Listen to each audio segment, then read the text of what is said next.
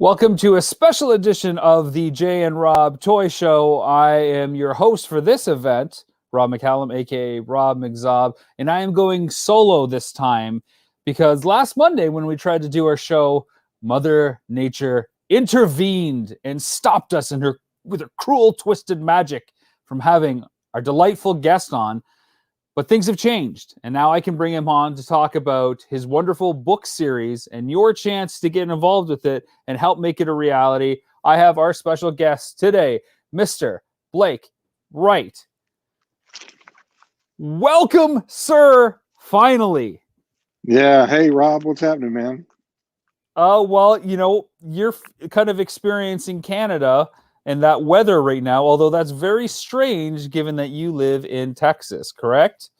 Right. I mean, Houston has been pretty much frozen solid for about the past 3 days. We had an ice storm come through over the weekend, and we're just not well equipped for that sort of thing.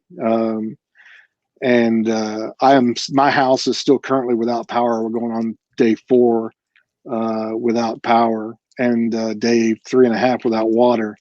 They're slowly bringing people back onto the grid. I am currently at my wife's friend's house. This is her friend's kids' room, doing this interview. We hopefully will be back in our place later this afternoon. Sure, I can appreciate that. I lived in Houston from 2008 to about 2011. Got to go through Hurricane Ike and a couple of very cold winters as well, where our pipes burst because they're above the ground because of sprinklers and it's so close to the water table, right? You can't really have too much underground. So I do remember some cold winters, but not quite like anything that you guys have been experienced. Of course, nothing but our good thoughts and prayers that you guys get through this and that you guys be able to make it through and get back to your own place and everything gets set up so life can resume. It seems to be the theme recently. How do we continue to forge ahead and survive and get to the next milestone? The pandemic is hard enough, let alone ice storms in Texas. If you could write that, was that on your crazy list of your pandemic bingo? It wasn't on mine. It's one of those things where 2020 was such a topsy-turvy year for everybody, me included, and so far 2021 is showing no signs of letting up. The insanity that we're all of us are facing right now. I mean, depending on no matter where you are, if it's pandemic and fires out west and and earthquakes and nor'easters in the northeast. I mean, it's all over the place. But I would have not thought we would have had such a harsh bout of winter this late in the season. Yeah, I think everybody keeps saying, this is the new normal. I think crazy is the new normal. Unpredictable is the new constant. Right. The other constant, of course, is toys. And that's what brings you to the Jay and Rob show for this special kind of live breaking in on Thursday afternoon here to talk with you. You've got a book series that's fantastic. Volumes 1 and Volume 2 are out, and Volume 3 is currently on Kickstarter. And the book series is called Toys That Time Forgot. It's a phenomenal series. Before we dive right into that, I got to ask you a basic question. The question I try to ask everybody that I meet, and that's, how did you play when you were younger? And what toys did you play with? And what was that experience like? Yeah, I mean, my play pattern was I really got into electronic toys as a kid. So I had a big track. I also had the may have been a predecessor to Stompers. It was the Big Loader. I had the big, which was a little motorized car that would go, and it was on a track, and it would put different chassis on it. It would go, and a new chassis would hop on. It would be like a scoop or something, would scoop these marbles and take them and dump them into a thing, and then they would roll down and go. And so I remember playing with that Big Loader thing for a long time. Action figure wise, it was Star Wars for me. I mean, Star Wars came out in May of '77. I was 8 years old, so that was just perfect, right in my wheelhouse. And So I was infatuated with Star Wars. I, sent in for my early bird set. I got it in the mail, that next spring of '78. And for the next, probably 4 to 5 years, there was no looking back. I slowly came out of it as, I guess, Return of the Jedi hit. I got into baseball and girls and other things. So toys kind of went by the wayside for me for a bit, but reintroduced into my life when in my 20s when Star Wars returned in the mid 90s. Really, Sure. Shout out to Jacqueline, who's giving us a watch right now. She's also in the Texas area, although I think she's a little bit south, closer to Corpus Christi. I don't know how hard that area has been hit, but hopefully you're doing well as well, Jacqueline, as we have our guest, Blake, who hails from the Houston area. Is it Katy specifically that you're in, Blake? Yeah, just so it's west. It's a western suburb of Houston. It's pretty far out west. I lived in Cyprus, so I yeah. wasn't that far. So did I. I lived in Cyprus for almost 17 years. Ah, nice. So yeah. we're kind of related, sort of. Not really, but go. We can pretend. Yeah. When did unproduced toys come on your radar? Because I feel like when people talk unproduced toys, it's this thing that gets like kind of whispered around during recess time, like, oh, they were going to make this figure, or oh, I saw this in a magazine, they were talking about this, or this interview. It's still this whole unknown, uncertain, unresearched kind of thing that was just kind of traded as secrets back and forth between collectors until your book series, I feel, came out, Toys That Time Forgot. Once that hit, there was legitimacy. But when did you first start hearing about all these unproduced toys? And of course, what led you to do the book series? It was my first taste of unproduced toys, probably came from Tomarts. I mean, they were right there just north of Cincinnati, so they had access to a lot of what went on at Kenner during the formative years of that company. And so Tom Tumbush, who was the publisher there, would get a lot of access to things. So he probably published the first images of the 4-inch Alien line that was abandoned by Kenner in '79. I know he had some other images of unproduced toys come through his shop. That was probably the first actual taste I've got as far as seeing images of unproduced toys. The book series came about, years later. In 2014, I put out a quarterly toy magazine online called Little Plastic Men, and that magazine had a recurring column in it called Prototypically Unproductive, and it was all about unproduced toys. So we did the first or the second series of Sectors. We did the second series of Earthworm Jim, the Sale of Soda Toys, and Palisades Sesame Street as columns in the magazine, all of which ended up being expanded and put in volume 1. And when and it was a pretty popular column, and when I elected to stop doing the magazine after that first year, I started getting emails and messages from people, saying, "Oh, we're sorry to see you go. We really enjoyed having a toy magazine again for this brief moment," because by that year, by 2014, Toy Fair had been gone for about 2.5 years, and Tomarts was still hanging on a little bit, but they were publishing very sporadically. So I was touched and humbled by the outreach. And so I said, okay, well, maybe I'll do one more issue, and I'll do all these unproduced toys, because that's what people really tended to gravitate towards. So when I started doing my research for that final issue, I, did some poking around. I reached out to my contacts, that I had made throughout that year of putting together the magazine, and quickly found that, man, this really deserved to be more than just a PDF on the internet. Somebody should really write a book on this thing. And so I, and it was a book that I wanted to see, I wanted to read. So, I've been a journalist all my life. I've, went to school, got a degree in journalism. So I was like, well, maybe that job falls to me. So I put together 20 dummy pages of what a book might look like on the subject on an iPad, and I took it to Toy Fair in February 2015. And I went around to my contacts at places like Playmates and Super 7 and NECA and you name it, and showed them the pages and asked them to talk me out of doing it. And no one did.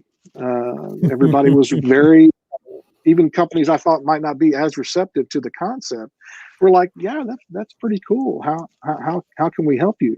So I think they saw that I had a passion to kind of bring to light some of the basically the lost art of what went into these projects. Because I mean, these guys, inside these toy companies, were putting their heart and soul into these things. Sometimes for over a year and a half, and then when it came time to either move ahead with the project, take it to sculpting or whatever, sometimes, or take it to tooling even.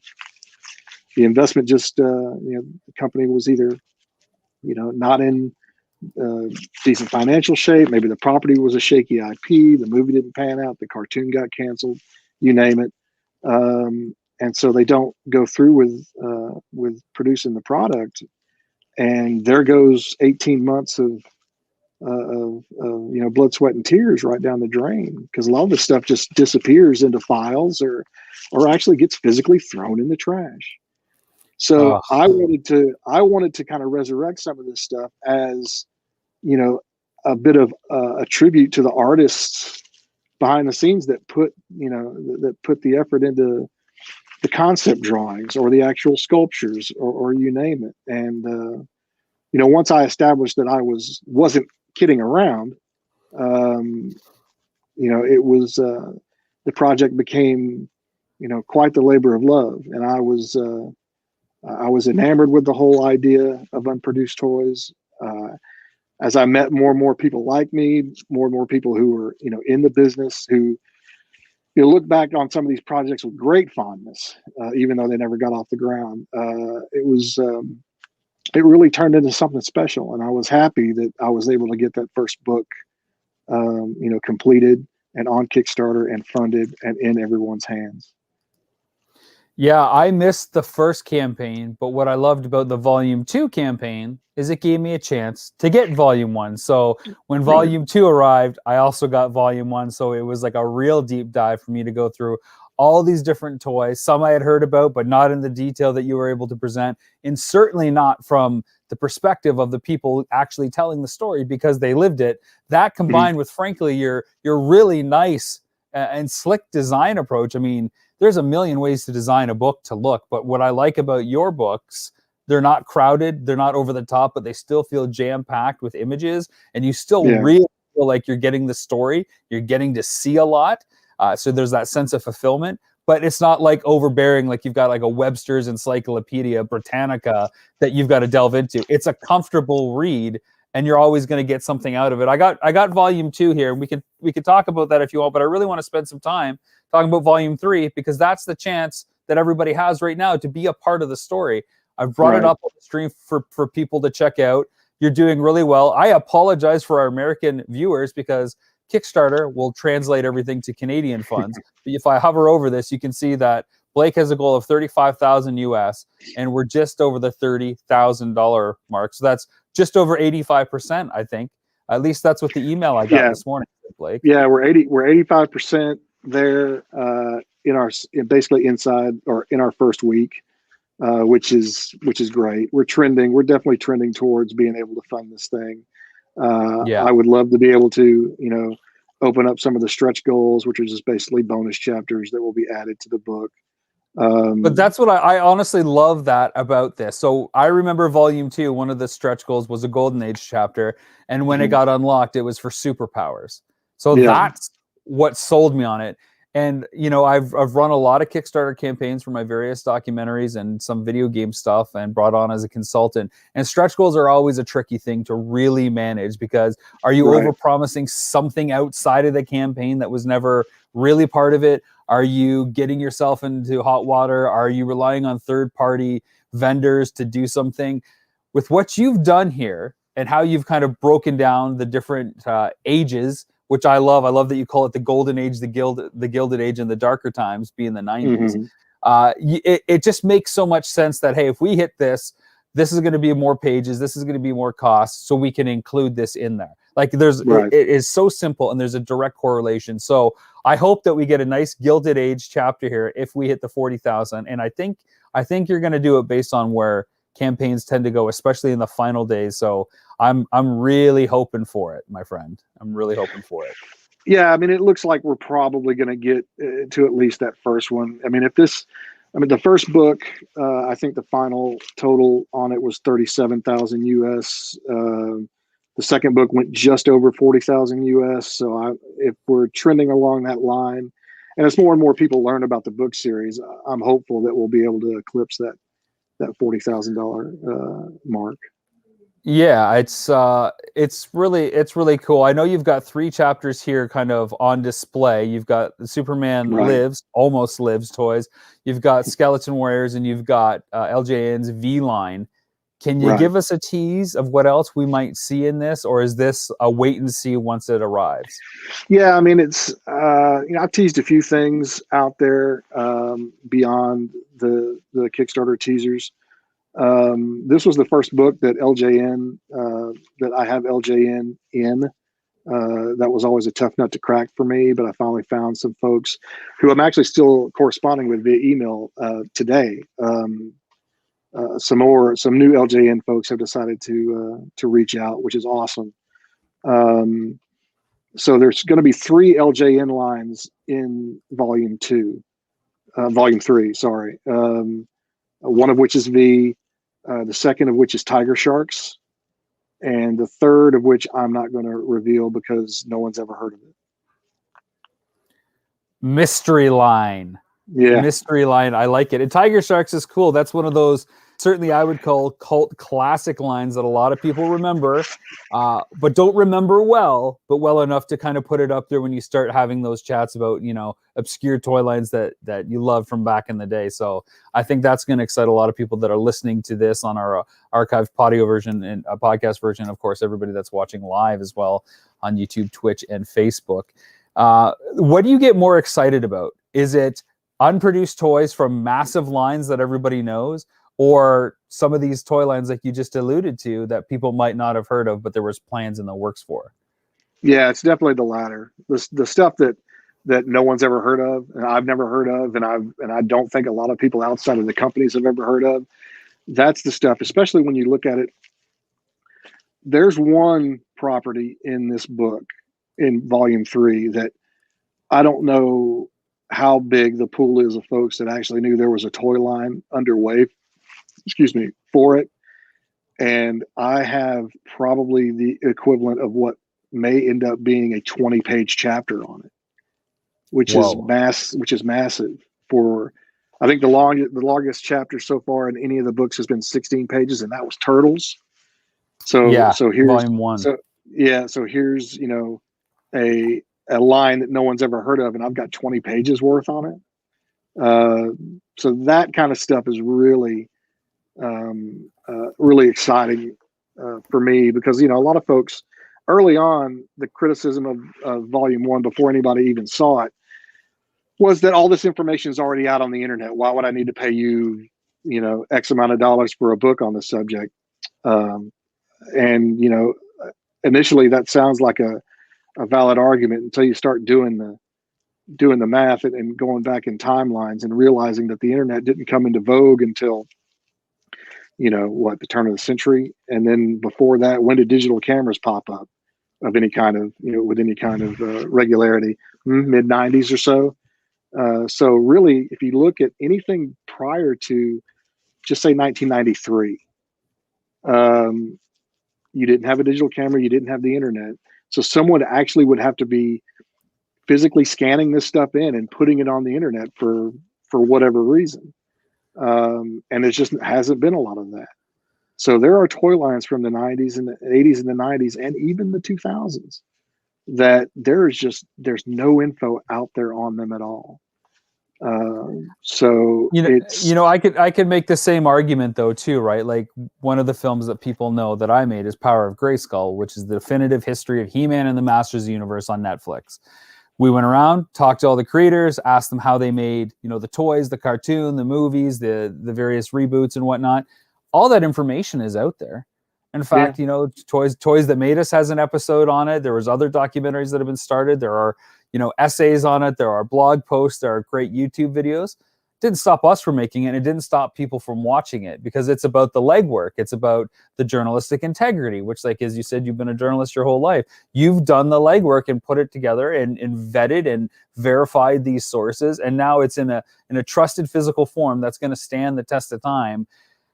So nobody has to rely on, the internet. I know we all want to just, Wikipedia our lives and check that box and say, we've done our research, Wikipedia said so. But it's not reliable. When it's a book, there's a lot more work that goes into it. And frankly, aside from being a creator myself, and I think the importance of supporting the artistic community, there's something just nice about the things I love and being able to go over to my bookshelf and pick up a book and find the facts instantly right there and not just sit on a screen any longer than I need to. I think the books that you've done are fantastic. And yeah, this stuff is out there, but not presented in this way and not designed in this style that can really suck you in and really showcase more, to the point that if you love the stuff that's in one of your books, it can send you down a rabbit hole to learn even more. And that's why I'm excited about Volume 3. It's not about, is it going to be better than Volume 1 or Volume 2? I see it as a continuation. I hope Volume 3 does so well that a Volume 4 happens. I'm just really honestly excited. I'm glad you have so many backers and everybody's getting behind Volume 3 of your series. And I can't wait to see all the stretch goals that we can unlock on this. Do you have more plans for the stretch goals beyond the 3 that are announced? It would probably just be a fresh rotation of those 3.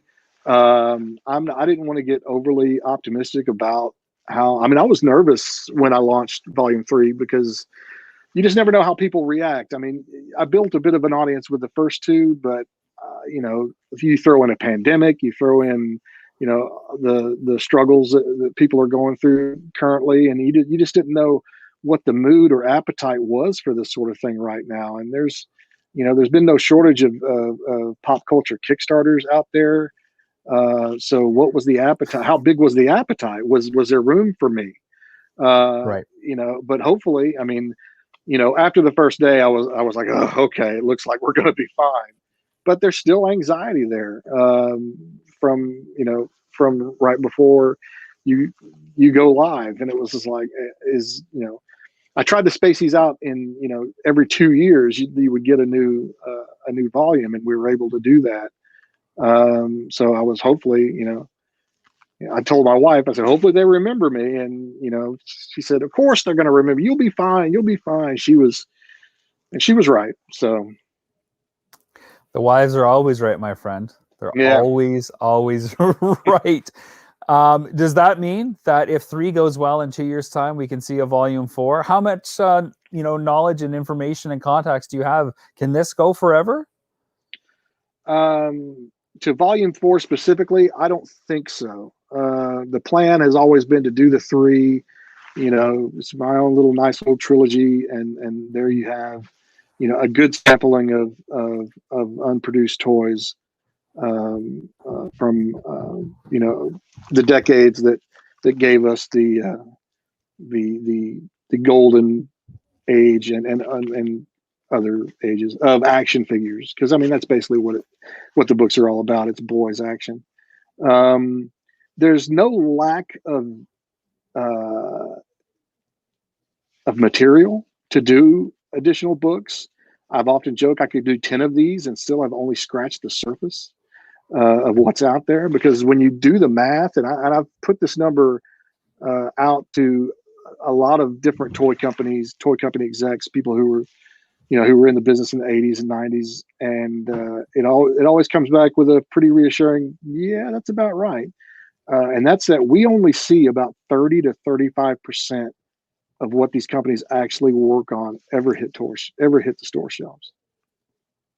Think about that for a second. 30 to 35%, so 1/3 of what they actually work on ever hits store shelves.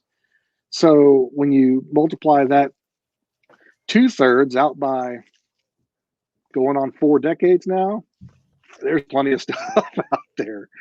You just have to Yeah. find it, and then find the guys that to tell the stories. I mean, that was the other thing, the other motivation behind doing these books when I did, and I wish I would have caught it a little earlier than I did. Mainly because if you were 30 years old making toys in the 80s, you're 70 now, and we're going to start losing these guys. We've already started losing these guys. So if you don't get to be able to, sit with them with a microphone or a tape recorder or whatever, and get their stories, the stories are going to disappear. And Yeah, I we've think noticed that on the documentary side, a lot of the people we've interviewed, be it about Nintendo or action figures, they're getting up there, and we've lost a bunch of people they're integral creators. So it now's the time to document it while you can, like you were saying. yeah, it breaks my heart every time, I see someone's passed away that, that maybe I haven't been able to talk to, or that I have talked to and won't be able to talk to again. A lot's journey has been rewarding for me, not necessarily because of the book products, which I'm very proud of, and I'm happy they've turned out the way they have. But I've built some, very strong friendships over the past 6 years of putting these things together. And I get Christmas cards from these guys now. So and I get a stray phone call, not really wanting to talk about toys, just wanting to see how I am. People I've getting texts during this ice storm, people texting me, it's like, are you okay? How's it going down there? This, that, and the other. People who I've met during this journey. So I've told my wife on countless occasions that if for whatever reason the first book never funded, I wouldn't have taken back a minute of the 2 years I spent putting it together, because I had such a ball, and I made, really good friends out of lion's share of the folks that I interviewed. Good for you, man. Good for you. Well, it sounds like it's a planned trilogy for now. So if you've missed out on the first 2 volumes, I believe you have an awesome reward tier that allows people to get those first 2 volumes plus the third one, so you can get the whole set as part of this campaign. And this could be it. This sounds like it's it. So it's now or never, folks. And help us get to those stretch goals so we can pack that third book with as much information as possible. I'm not going to be able to sleep later tonight if I find out that we didn't get one of those stretch goals, because that means that's information that's not going to be in the book that I'm going to get in several months' time. So please, let's all rally around this and get this together. Blake, what is the final pitch from you to get people excited about Volume 3 of the Toys That Time Forgot? What can we do? What can you say to get people off their keisters and plunk down their cash to support your endeavor? Well, just one correction: you can't get Volume 1 during this Kickstarter. Volume 1 is completely sold. Yeah, Volume 1 is completely sold out. I must have misread that. So Volume 1 is gone, folks. You snooze, you lose. However, I've told people in public, and I've written it on. I've done emails and updates and everything, and it's even on the video at the end of the video on the Kickstarter campaign. We are going to reprint Volume 1 this year. We didn't put it as part of the Kickstarter for various reasons. One of them being logistical. Sure. We do have an option for you to get 2 and 3 together as a bundle on the Kickstarter, and just do that. And if you're unfamiliar with the books, you can do that knowing that Volume 1 is going to reappear later this year. There you go. We may actually end up doing a smaller Kickstarter for it sometime in the late spring, early summer, just to get enough money to for shipping and logistics and stuff. But sure, the plan is to go ahead and reprint it, because a lot of people missed out on it, and it was never the idea for me to keep this book from anybody. But at the same time, I don't want to go reorder X amount of books and only sell a handful of them, and then be stuck with a ton of inventory that I can't move. But I believe you don't want to have crates and pallets of books in your garage. Yeah, it's just not something that really turns me on, having a bunch of books in storage. That said, I think we've hit the point now where there's enough people who who have requested and are looking for this thing. And I saw recently there's been some eBay auctions that have gone through the roof for volume one, and that's not right. I mean, that was never my intention. So I want to go ahead and get it back out there for everyone who missed it the first time around. So that is definitely the plan. As far For as sure. volume three, Let's hear it. three, this is of course creator bias, but it's the best one of the bunch, in my opinion. The variety of things that are in there, the level of interviews that I got this time around, and if you loved the idea of seeing stuff you've never seen before, this is your book, because this has more of that than the first two combined. Um, while I also have lines that people are familiar with, like skeleton warriors and tiger sharks and that sort of thing, there are also lines that you're going to recognize properties by name, but you're not necessarily going to ever equate that with any sort of toy line. And then there are other things where you're just not going to know anything. You're not going to really be familiar with the property. But the toys, some of them are just bonkers, man. Just Rob, they're just completely nuts.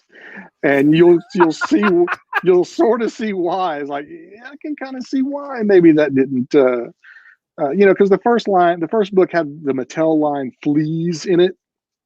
I love it. Which a lot of people give were it like, to me now. what the heck is that, right?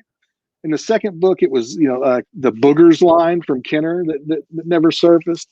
So there are lines like that, and even bigger instances of lines like that are, whoa, that is awesome, and I want it right now. That's awesome, man. I'm so excited to see the treasures that are within volume 3. I don't want to know anything now because I want to go into it with just a little bit that I know that's on your campaign and that you've shared today. I just want to go into it fresh and get blown away page after page of what's going on there. So if you're watching this, if you're listening to this, share it, tell a friend, go on Kickstarter today, back Toys That Time Forgot, pick up volume 2 if you don't have it, and all the success for volume 3 and a reprint of volume 2. Hey, you never know what could happen, right? That'll help volume 1 get back out there. It'll help fill up your bookshelf on pop culture toys, and you'll see stuff that you've never seen before, because this gentleman here has done the legwork and he's put it together in a professional package that you just cannot get anywhere. Blake, I want to thank you so much for taking the time, especially during this trying period on top of everything else, to join us and spread the word about your book. Yeah, no, Rob. Hey, I appreciate it, man. Like I said, it's I started this book series because these are books that I wanted, and I knew that it was going to have to be some sort of crazy adventure, which you're not unfamiliar with, to try to put something like this together. And when it fell to me, I was just okay, and I strapped in, and for the last 6 years, my every waking hour of spare time has pretty much been unproduced toys. So to be able to get those first 2 books out and be humbled by the response of them, everyone who's seen it has usually come back with some pretty lofty praise, and that's great. As a writer, that's all you really want, to deliver. And I think, fingers crossed, that volume 3 is every bit of the same sort of thing, what my audience has come to expect. I'm 100% behind you. There's less than 3 weeks to go for the campaign, folks. Get on it now. Plunk your money down. Help Blake out. Get this volume made with as many different chapters as possible. I can't wait to check it out. I hope all you that are watching and listening get to check it out too. And again, Blake, thank you so much. And thanks everybody out there for tuning into this special edition of the Jay and Rob Toy Show. Jay's at work, so you're stuck with me. That's it. I'm your host for today. Again, thanks to my guest, Blake. And we'll see you guys in the toy aisles, as they always say, for the love of toys and the warmth of scars. Take care of yourself and everybody else. Cheers.